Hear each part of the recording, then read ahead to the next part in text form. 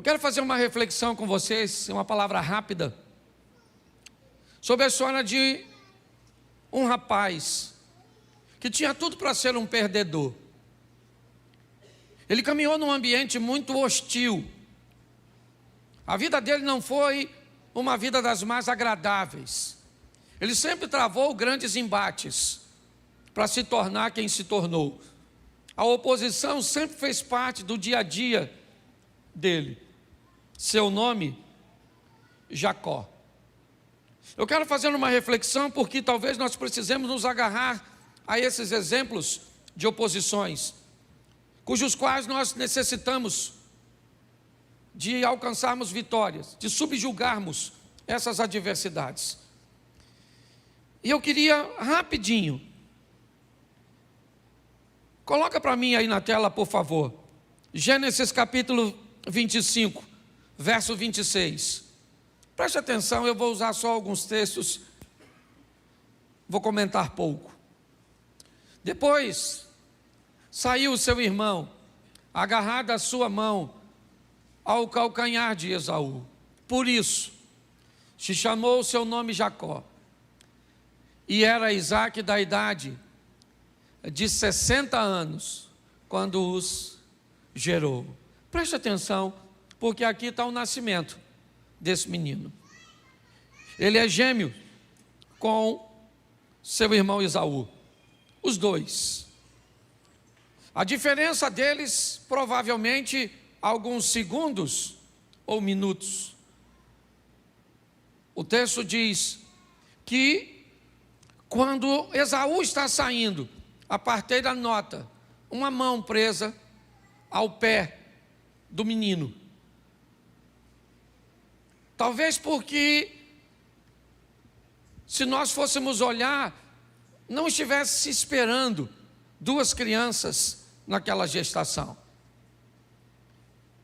Mas eu queria que você entendesse o que vai acontecer com esse rapaz.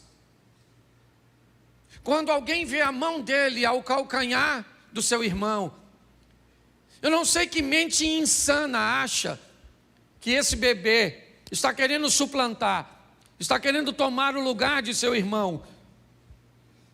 Eu fico pensando comigo, quem é que disse que esse garoto estava querendo nascer primeiro, estava querendo levar alguma vantagem sobre seu irmão? Mas foi isso que me parece que observaram quando este menino nasce. Quem é este menino? Este é um menino que quer o lugar dos outros. Quem é este menino? Esse é um menino suplantador. Quando Jacó nasce, sobre ele coloca-se um nome que não é dos mais agradáveis. Tanto não é e tanto não gostava deste nome, que Deus, sabendo disso, muda este nome mais à frente. Mas ele já tem que viver com esse trauma. Por quê? Vamos brincar, Jacó. Cuidado com Jacó, que em Jacó não dá para confiar. O nome dele é Jacó, não é à toa. Vamos imaginar em como este menino teve que sobreviver sua infância, mediante a este rótulo que colocaram sobre ele. E pior, ele é gêmeo de um irmão que não é muito parecido com ele. O corpo de seu irmão se desenvolve um pouco mais. Seu irmão é peludo, é perito em caça. E o texto também diz que Isaque gostava mais de Esaú do que de Jacó. Se já não bastasse ser visto como um enganador, se não bastasse sofrer todos esses preconceitos, ele ainda tem que lidar com um dos maiores traumas que nós ouvimos hoje na sociedade. Eu não sou especialista na área, mas todo problema hoje que eu vejo numa pessoa, alguém diz que é problema com o pai. O menino é bandido, é com o pai. A menina é isso, é com o pai. Me parece que o pai carrega uma carga, e eu não estou aqui para dizer se é ou não é. Eu só sei que se fosse, esse garoto precisaria vencer. Porque a Bíblia faz questão que o caçador da casa, o forte da casa, o provedor da casa é Jacó, é Esaú. Então o pai prefere este menino, tem a preferência por ele. Muito bem, o tempo passa. Me parece que Jacó quer conseguir alguma coisa, não para mostrar para os outros em si, mas talvez para si mesmo. E ele tenta comprar uma primogenitura. Eu já tentei, quando fui a Israel, descobrir que tipo de negócio era esse, mas nenhum guia soube me explicar.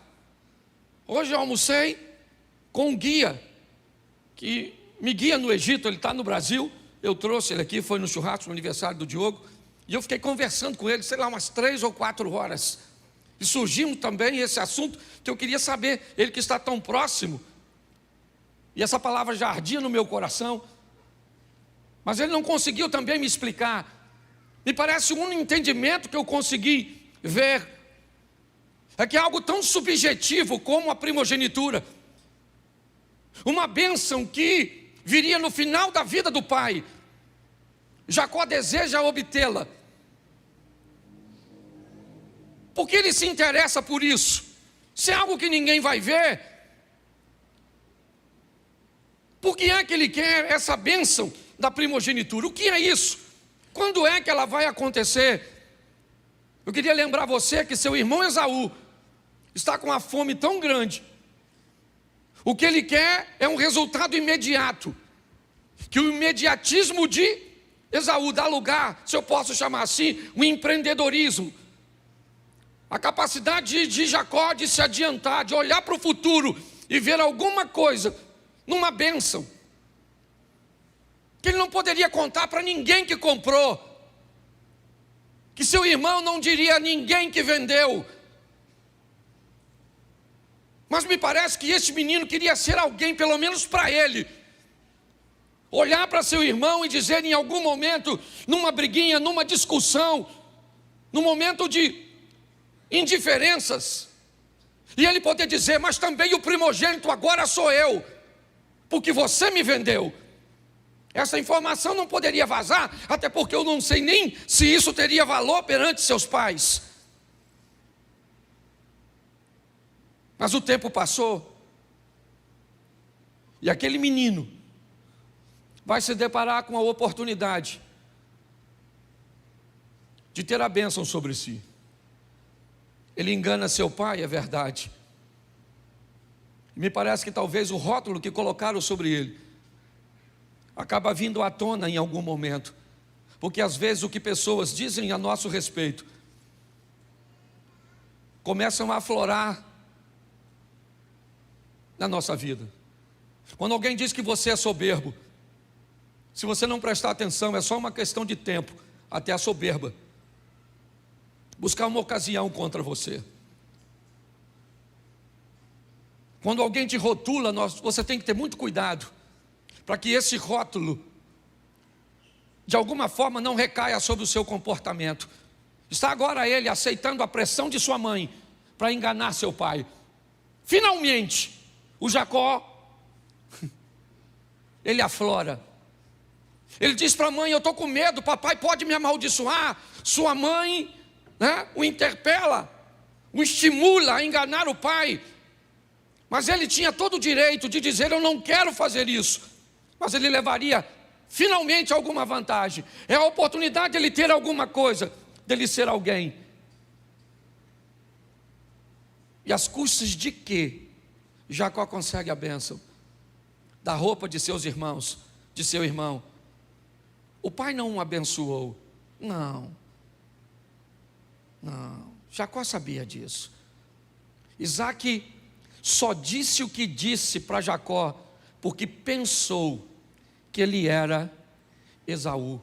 É mentira aquilo que aconteceu.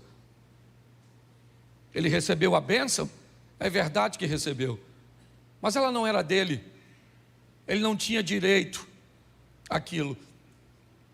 Ele sabia que o pai, nitidamente, o pai mesmo disse no texto, ele se parece com Jacó, mas quem é você? E ele disse: eu sou Esaú, teu filho. Mas como você me trouxe uma caça tão rápido? Deus colocou a caça no campo para que eu fosse e tivesse êxito. Presta atenção o que esse cara está fazendo com a vida dele. Pastor, por que é que a Bíblia mostra erros como a bebedeira do Noé, como a negligência do Adão, como o medo e a insegurança do Abraão, como o partidarismo de Isaac, como a postura do Jacó, como falar demais do José, com o desejo incorreto de Davi, com as besteiras feitas por Sansão. Porque a Bíblia quer mostrar que essas pessoas não são pessoas perfeitas. Porque a Bíblia quer mostrar que Deus pode usar pessoas imperfeitas que buscam uma correção de rota. Quando eu olho para a história deste moço, o que eu vejo? Alguém fadado ao fracasso. Quando o irmão dele chega e descobre que Jacó ludibriou seu pai, Esaú disse: eu vou matar esse camarada. Agora a primogenitura não serve mais para ele, porque ele vai morrer. O que ele fez é passível de morte. Essa é a verdade. E aquele menino então, que sonhou receber a primogenitura, o reconhecimento de um pai que nunca teve, a honra de uma sociedade que nunca veio sobre ele, que tudo aquilo que ele ouviu de bom em sua vida inteira não tinha nada a ver com ele, e sim com seu irmão, que toda a bênção que ele recebeu de forma incorreta, e agora ele foge. É verdade. Ele vai para um lugar que sua mãe mandou. Vai para a terra do meu irmão, meu filho, para ver se Esaú acalma o coração. E para lá esse cara vai. Eu aprendi uma coisa na minha vida: o problema foi feito para ser resolvido e não para se fugir dele. O que Jacó deveria fazer? Papai, chama o Esaú aí. Senta aí, Esaú. Senta aí, maluco. Lembra aquele dia que tu estava com fome, miserável? E aí tu me vendeu a primogenitura? Ele podia fazer isso, sim ou não? Sim ou não? Mas por que não fez? Primeiro, porque não tinha coragem. Segundo, porque ele não podia negociar esse tipo de coisa. Ah, mas ele valorizava coisas espirituais. Não interessa o que você valorize. Se você quer tomar posse daquilo que não é seu, se você não quer usar o meio correto para alcançar as coisas, se você quer puxar o tapete dos outros, se no seu coração na verdade só tem maldade, se você quer aparecer, se pelas costas dos outros você diz sobre pessoas aquilo que você não tem como dizer cara a cara, nada passa despercebido aos olhos do Senhor. A verdade é que esse cara é um fracasso. Sim, ele é um fracassado. Ele vai embora porque não consegue resolver seus problemas. E é por isso que casamentos acabam. É por isso que pessoas falem em seus ministérios, porque não tem coragem de olhar para a vida e dizer: esse problema é meu, eu sou desse jeito, e eu vou corrigir minha rota, eu vou mudar de postura. Mas não, ele foge. Então tá bom. Você quer ir para onde? Você quer fugir? Saiba de uma coisa: seu problema vai atrás de você. O Esaú não foi, mas a traição foi junto. E quando esse camarada chega, trabalhador ele é, isso é verdade. Determinado ele é, sim, mas ele quer as coisas rápido demais. Ele quer ultrapassar etapas, sim. Preste atenção. Me parece que a vida do traído Esaú foi muito melhor do que a do traidor Jacó. Quando nós olhamos à frente, Nós vamos ver a misericórdia de Deus agindo sobre a vida de Jacó. Mas não esqueça que quando os dois se encontram, o que está de posse nas mãos de Esaú é muito mais poderoso do que no de Jacó. Quando nós olhamos esses dois irmãos se encontrando lá na frente, depois de tudo isso, vamos ver que Esaú poderia dizimar a casa de Jacó. E por que não fez? Eu vou te mostrar. Na casa do sogro, Jacó é enganado por seu sogro. Muda o salário dele 10 vezes para baixo. Está escrito na Bíblia, depois você lê, que eu não sou obrigado a ler tudo. Jacó tem problema com seus cunhados. Eles não conseguem mais conviver pacificamente, porque nitidamente os cunhados estão olhando a fortuna de seu pai passar para as mãos de Jacó. Mas pastor, como é que este cara enganador agora está prosperando? Pois é, antes de chegar na casa de seu sogro, ele teve uma conversa com Deus. Uma conversa onde ele desistiu de ser quem era, para se tornar uma nova pessoa. Uma conversa de fidelidade, é verdade, que a princípio é apenas financeira. Jacó não tem dinheiro, está chegando, então ele está dizendo: Senhor, se o Senhor for comigo nessa empreitada, de tal maneira que eu volte em paz para a casa de meus pais. Na oração desse cara com Deus, ele diz: eu quero ganhar dinheiro e prosperar aqui, mas um dia eu quero voltar para casa, para encontrar com meu irmão e dizer para ele: eu me arrependo, me perdoa. Olha só, é a oração dele no caminho. Mas preste atenção, mesmo com essa oração e essa vontade, ele chega na casa do sogro, trabalha 7 anos para casar com a mulher e recebe outra.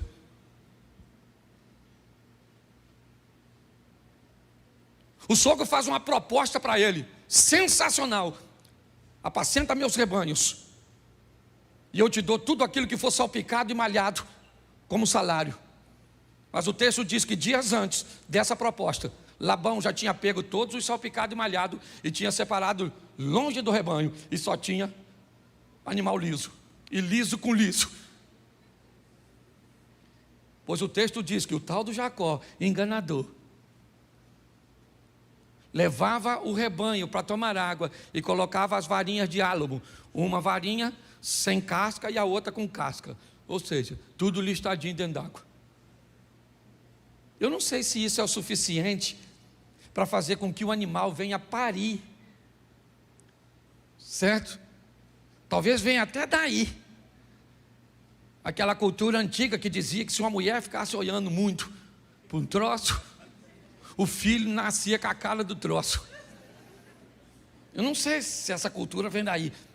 Eu só sei de uma coisa: eu não acredito nisso. Eu acredito que Deus fazia o cara prosperar, porque ele resolveu ser fiel, então ele começa a prosperar, sim ou não? Isso, prospera tanto, o problema é tanto, ele tem dificuldade de lidar com seus cunhados, a situação está difícil, não consegue falar com o sogro está todo mundo de cara feia para ele, porque ele está prosperando, ele está prosperando, ele está prosperando. O sogro diz: agora meu filho, só picado de maiado é meu, o liso é seu. Ele foi lá, arrancou as varas, pronto, nascia liso. Depois você vai ler. Até que um dia Labão faz uma viagem, Jacó chama suas esposas e diz: vamos embora minha filha, vamos embora daqui enquanto seu pai está viajando. Mas agora no caminho, ele vai ter um encontro sensacional com seu irmão. Eu queria que colocasse para mim, por favor, esse texto aqui, Gênesis 33, 1. Preste atenção. Levantou Jacó os olhos e olhou, e eis que vinha Esaú, e o quê? E esse cara vem com o quê? 400 homens com ele. vem a comitiva do Esaú. Ele era um homem forte, ele era um caçador, e ele traz consigo 400 homens na direção do Jacó, que segundo o próprio Jacó, vem com um grupo de mulheres e crianças. Olha só, o irmão desse cara, que ele roubou a primogenitura, ele vem na direção dele com 400 homens, e o Jacó, o próspero, o cheio de rebanho, aquele que prosperou, ele traz consigo algumas mulheres, crianças e alguns animais. Mas pastor, o que acontece antes disso? Eu acho que vale a pena olhar um pouquinho atrás. O Jacó que era rico, o Jacó que era próspero, que mudou sua vida financeira, ele ainda tem um problema nas suas orações. Ele queria fazer tudo isso, mas o sonho dele era um dia encontrar com seu passado e resolver sua pendência com seu irmão. Então agora já avisaram ele, seu irmão está vindo. Ele passa todo mundo e fica no Val de Jaboque, onde ele tem um contato com um anjo. E ele segura o anjo, e o anjo disse, me libera. E ele diz, eu só te libero se você me abençoar. Pô, meu irmão, que benção, o cara é ricaço. Que benção que esse cara quer. O que ele quer? Filho? Ele tem aos montes. O que ele quer? Dinheiro? Ele tem aos montes. Esposa? Ele tem 2 e mais 2 concubinas. O que ele quer? Gado? Não. Que bênção é essa que esse cara continua orando? O que ele quer? O anjo disse, como é que é seu nome, cara? Me parece estranho um anjo não saber o nome de uma pessoa, um ser angelical. Será que ele não conhecia Jacó? Ele é nada mais, nada menos que neto de Abraão. Que anjo desinformado é esse que aborda Jacó e diz como é que é seu nome? O que o anjo está querendo dizer para ele, cara, tu tem bens, tu tem filhos, você tem mulher, mas olha o que você está fazendo. Fugindo de tudo, fugiu de seu irmão, fugiu de seu sogro, fugiu de seu cunhado. Sua vida é uma fuga o tempo inteiro, cara.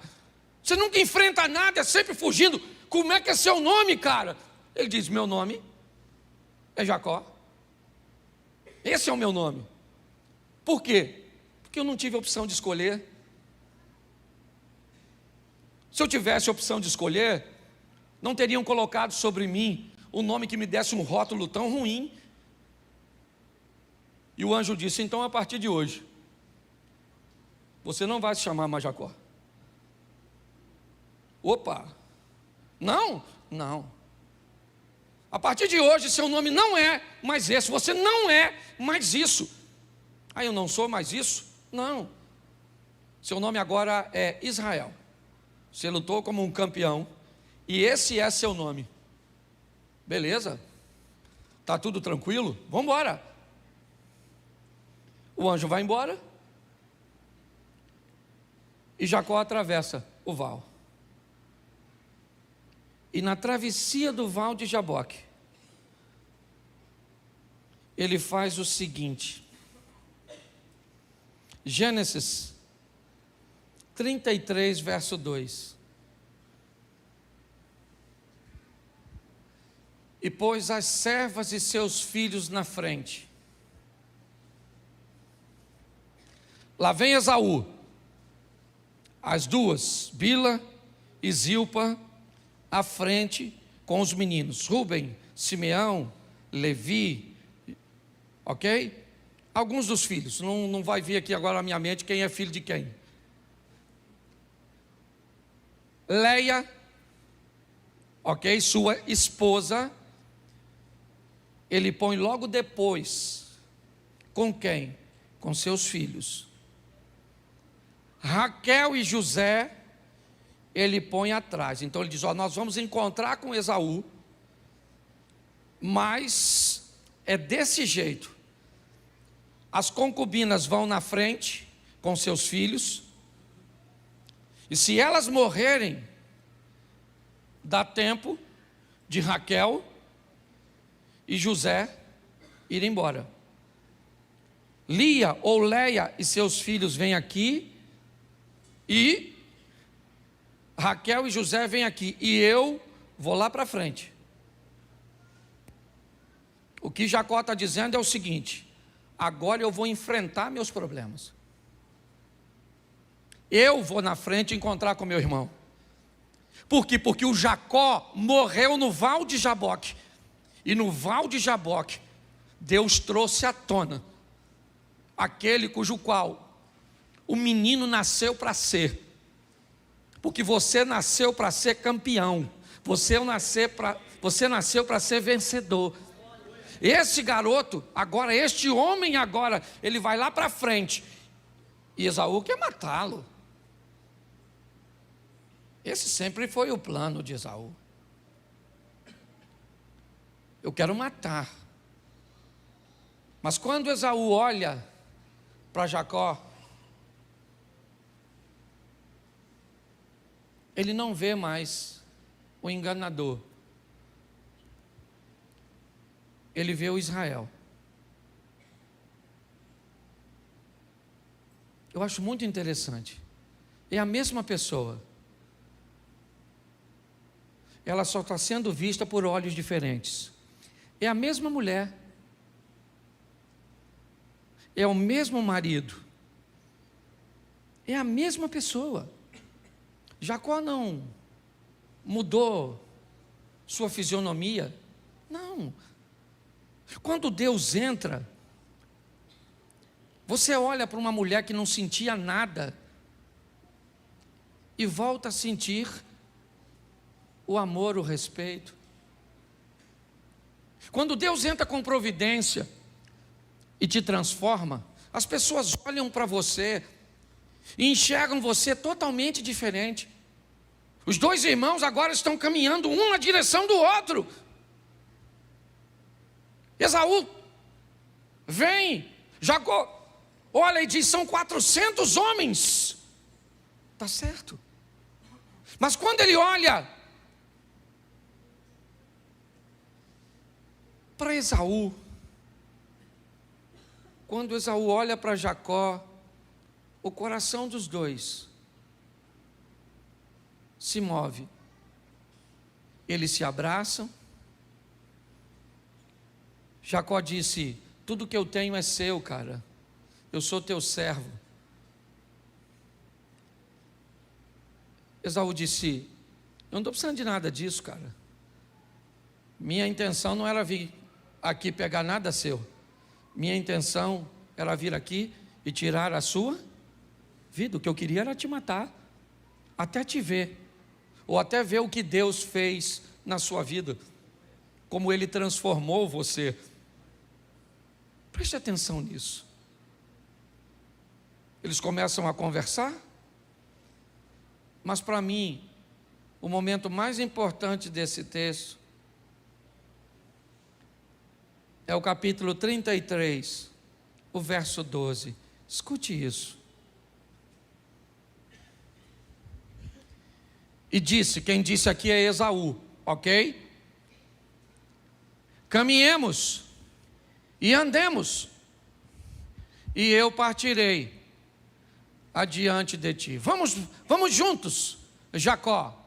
É o que disse Esaú. Mas preste atenção no que disse Jacó.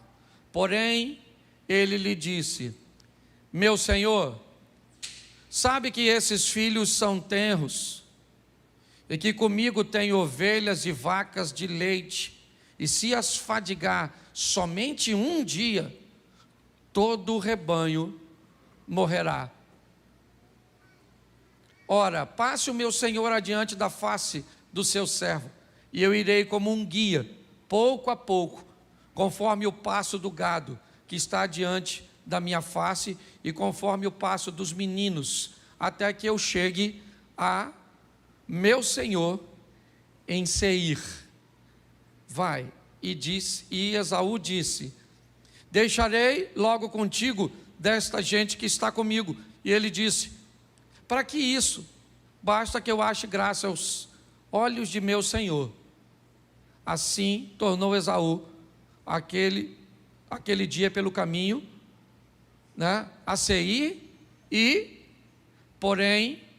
Jacó, porém, partiu para Sucote, edificou para si uma casa, fez cabanas para o seu gado, e por isso chamou o nome daquele lugar Sucote. Preste atenção. Aparentemente está tudo resolvido. Esaú disse: vamos juntos. Jacó disse: não vai rolar. Você tem com você 400 homens. Sua velocidade não é a mesma que a minha. Seu ritmo não é o mesmo que o meu. Se eu expor a minha vida e aquilo que eu conquistei, para que caminhe na velocidade que você consegue caminhar, com o estilo de vida que você estabeleceu, eu mato.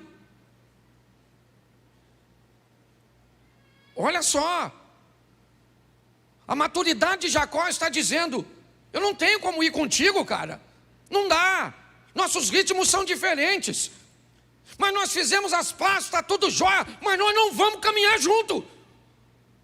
Mas eu vou na frente, você vai depois, você vai para Seir, eu vou para Sucote. Não dá.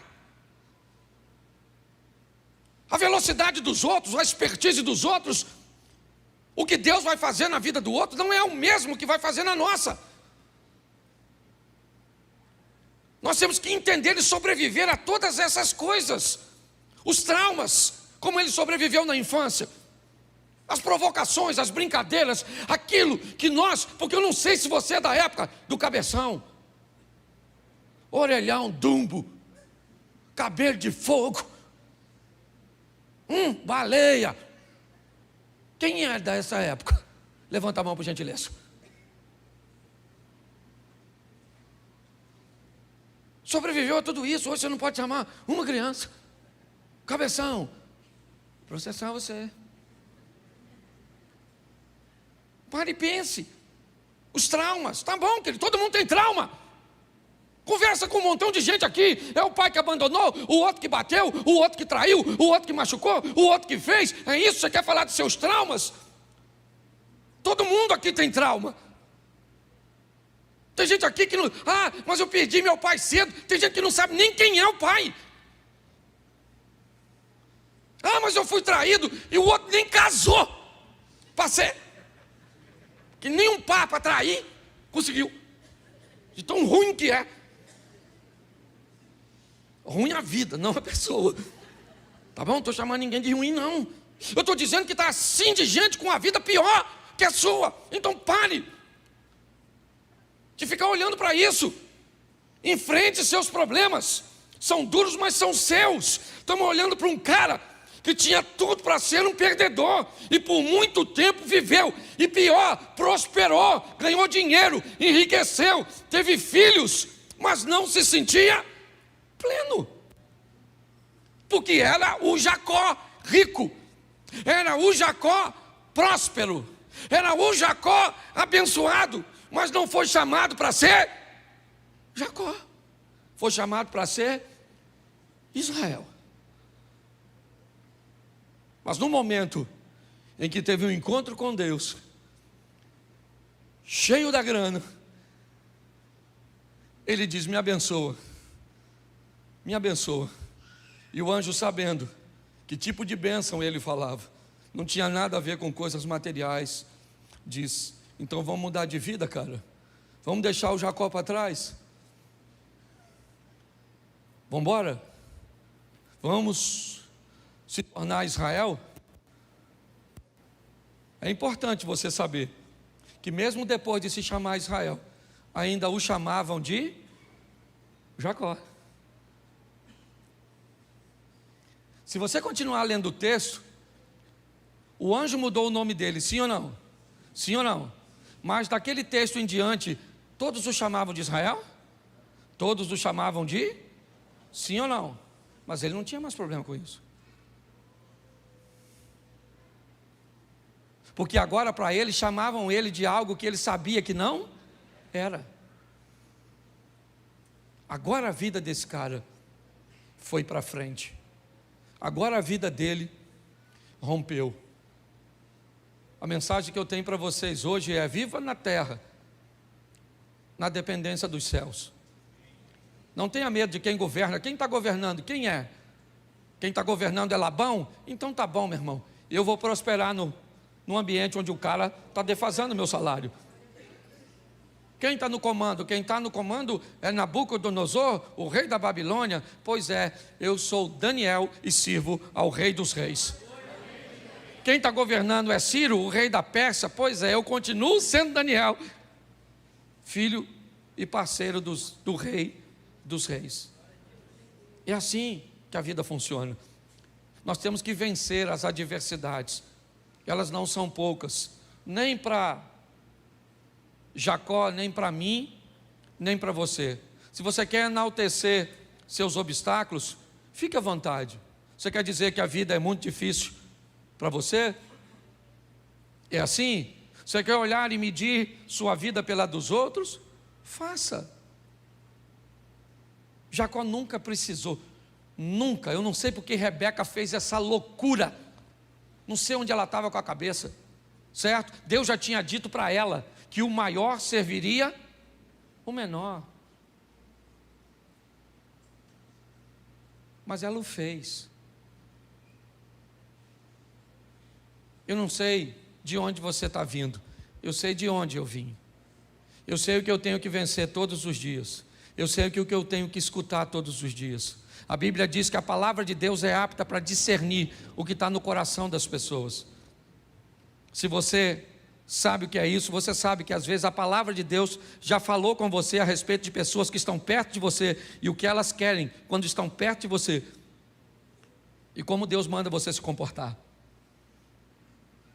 Mas e aí? O que nós vamos fazer? Nós vamos desistir? Nós vamos jogar a toalha? Então saiba de uma coisa: as urnas não definem sua vida. O que vai acontecer na política não define o que acontece dentro dessa igreja, porque a nossa vida é governada pelo Senhor. Que nós possamos entender isso. Então, independente do desfecho dessa história, certo? Nós vamos continuar servindo a Deus. E saiba de uma coisa: principalmente se vier sobre a igreja tempos mais difíceis, viveremos os melhores tempos da igreja, porque é assim que funciona. Se vierem tempos fáceis, vamos crescer bastante, sim ou não? Sim. Mas se vier tempos difíceis, vamos crescer mais do que nos fáceis. Saia daqui e acredite nisso.